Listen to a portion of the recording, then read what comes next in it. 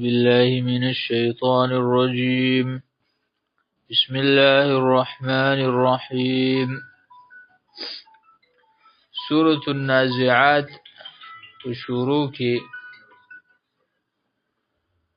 قسمون دی مخصوص صفات والا مخلوقات باندې او دا صفات د کوم مخلوقات دي په دې باره کې د مفسرینو دوه رایګانې هغه مخې ته راغلي وي. یو دا چې دا صفات د هواګانو دي د سیلو، او دویم دا چې دا صفات د ملائکو دي. په دواړو کې اشاره ده د الله رب العزت لخکرو ته. سورة الفتح کې دا خبر راغلی و مخکې ولله جنود السماوات والارض. د الله ملکیت ته د الله قبضه کې دي لخکرې د اسمانونو او د ځمکې. نو په دې کې لطیفه اشاره ده د ځمکې د لخکرو یو قسم بیان کړی دی او د اسمان د لخکرو یو قسم بیان کړی دی. د ځمکې د لخکرو یو قسم هغه هواګانې چې هغه کله د عذاب باعث جوړیږي او کله د ژوند سبب دی، او د اسمان لخکرې د ملائک دي چې دا د کافرانو سره یو شان سلوک کوونکي دي او د مؤمنانو سره بل شان سلوک کوونکي دي. نو چې مونږه د الله قدرت ځان ته رامخې ته کو، د الله عظمت زړه ته راولو او د الله رب العزت بندگی اختیار کو. النازعات غرقا، هغه ملائک چې هغه په شدت سره په سختۍ سره د کافرانو روحونه وباسي.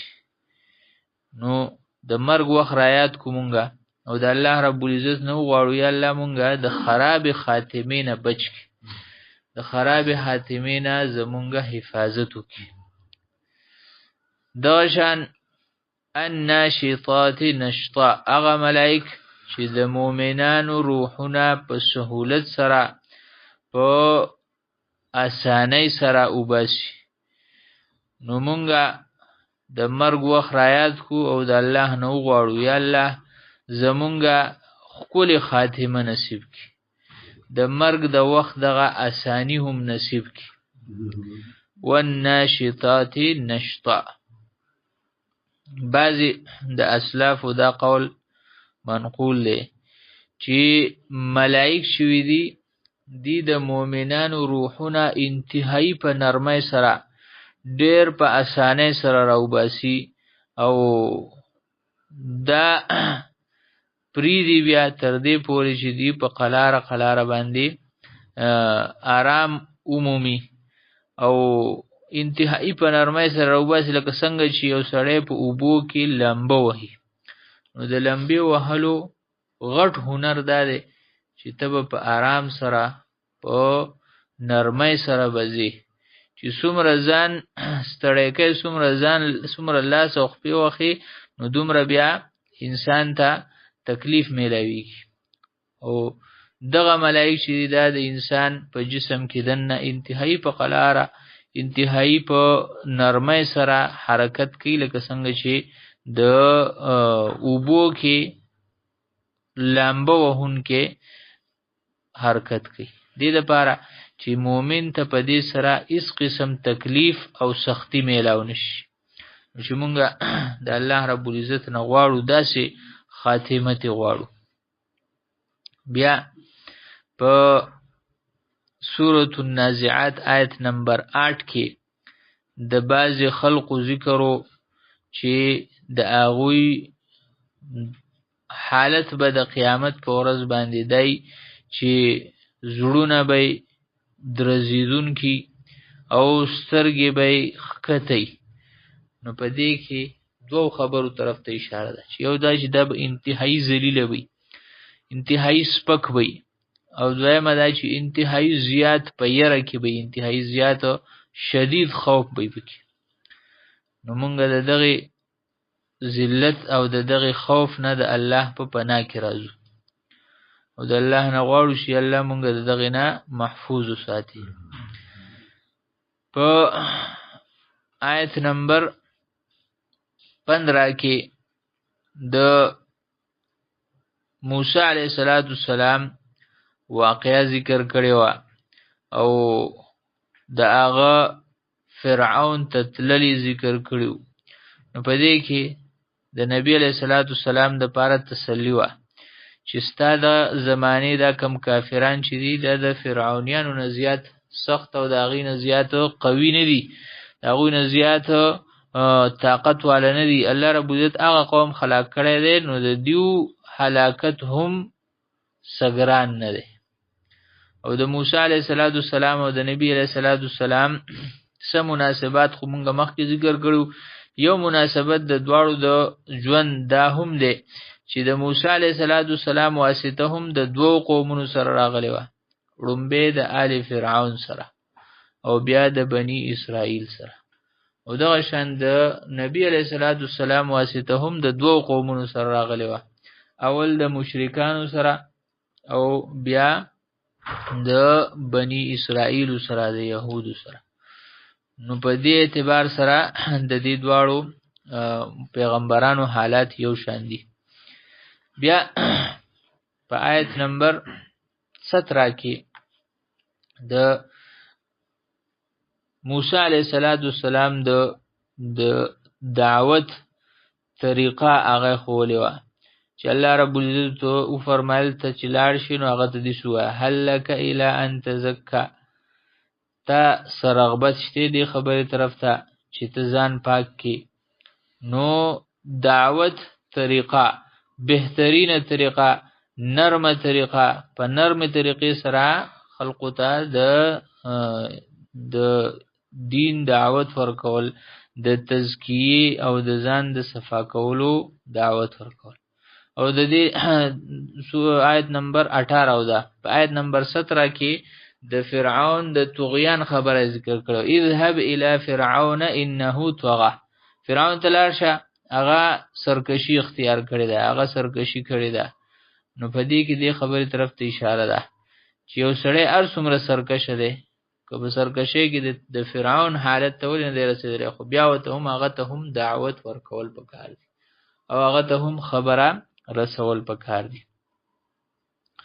غیر مسلمو ته په نرمۍ سره د دعوت خبره ده، نو مسلمان ته خو د هغې نه زیات په نرمۍ سره د دعوت خبره کول پکار دي، د هغې نه انتهایی زیات په ښکلي انداز سره په ښکلي طریقې باندې دعوت ورکول پکار دي. فقل هل لك الى ان تزکا، د لومبۍ د تزکیې خبره وکړه چې کم ناکاره خویونه دي د هغې نه ځان پاک کړي، نو بیا به ستا وجود او ستا زړه تیار شي داسې خبرو ته چې هغه د خوبۍ خبرې دي، د ښکلوالي خبرې دي، د حسن خبرې دي. نو لومبۍ تخلیه او بیا تحلیه، لومبۍ د ناکاره صفتونو نه ځان لرې کول، لومبۍ د ناکاره صفتونو تزکیه کول او بیا د هغې نه وروستو د ښکلو صفاتو نه ځان مزین کول. بیا په آیت نمبر 19 کې د دې خبره وه واهدیک الی ربک فتخشه، زه به تا ته ستا رب وښیمه نو ته به خشیت اختیار کړي. نو په دې کې دې خبرې طرف ته اشاره ده چې د الله خشیت راځي نو دا په معرفت د الله سره راځي. چې کله انسان الله وپېژني نو دی بیا الو خشیت اختیاري. او دغه خبره په سورة فاطر کې هم کړې، آیت نمبر 28 کې انما یخشى الله من عباده العلماء، یقینا د الله نه یریږي د هغه په بندګانو کې هغه خلق چې هغه پوه دی، چې هغه الله پیژني نو هغه خلق ته یریږي. ان فی ذلک لعبرة لمن یخشى، آیت نمبر 26 کې د فرعون د هلاکت واقعه ذکر کړي، بیا د هغې نه وروستو دا خبره کړې چې کم خلق خشیت اختیار کړي، یره کوي د الله نه، هغوی به د دې نه عبرت اخلي. نو چې چا په زړه کې خشیت یي نو د آیاتونه او دغه شان د عبرت د خبرونه هغه خلق عبرت اخلي. نو چې څوک د فرعون د واقعه واوري او د فرعون سزا واوري نو دته پته ولګي چې په دنیا کې هر هغه سړی چې تکبر کوي او د الله نافرمانی کوي او د الله رب العزت د احکاماتو مقابله ته ودرېږي، الله رب العزت به په دنیا او په آخرت کې هلاکي او د دنیا او په آخرت کې به د عاقبت خرابي. او چې کوم سړی د زړه نه خشیت وته دی د په زړه کې د الله یره نشته، نو که هر څومره نخي وته مخې ته راشي، که هر څومره د الله د قدرت علامات مخې ته راشي، دا سړی عبرت نه اخلي.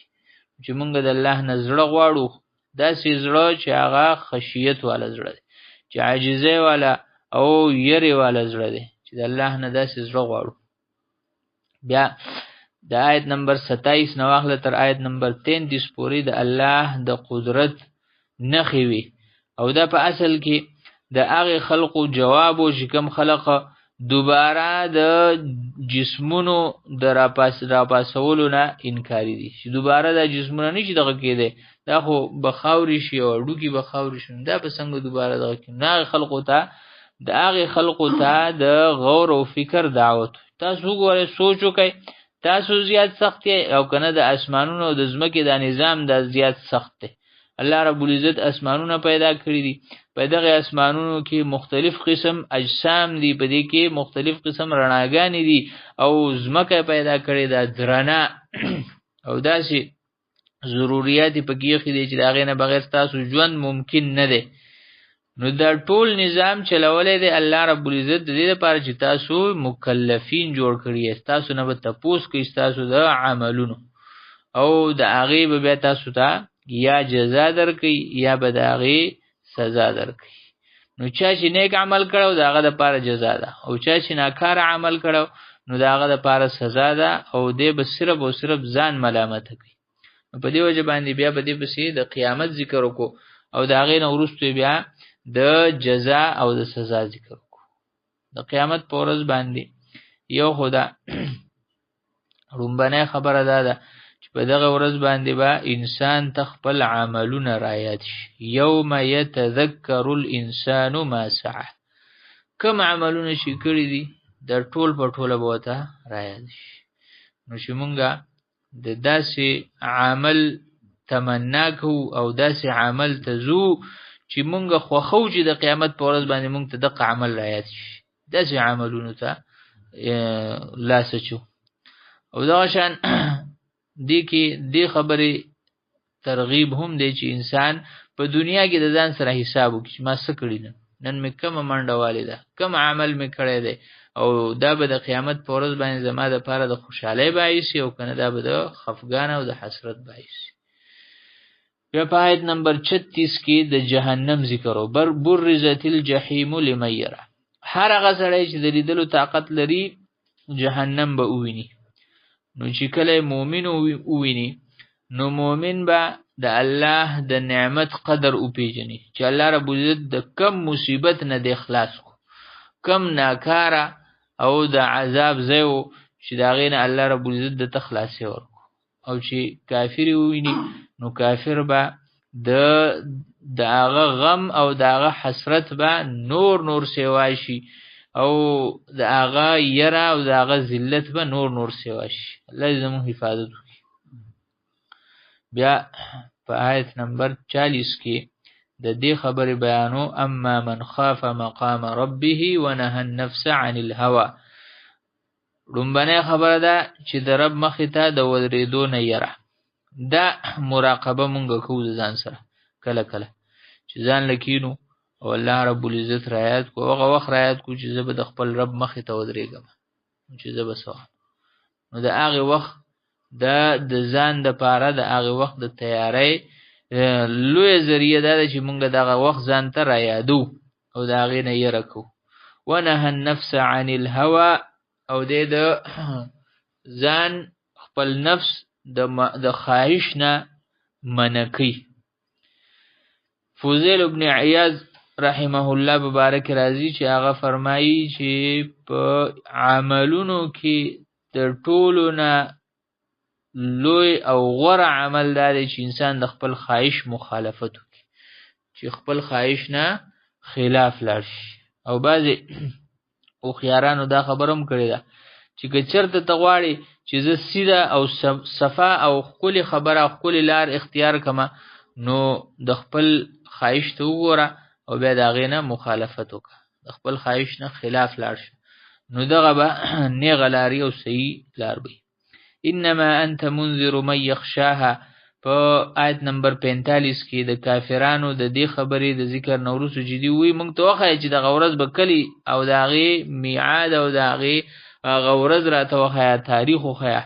نو د هغې خبرې جواب دی چې ستا کار په دنیا کې دا نه دی چې خلقو ته ووایه چې د دې دا وخت دی، بلکې ستا کار داس دی چې ته به خلق د دغې ورځې نه یری او فایده به دې څوک اخلي؟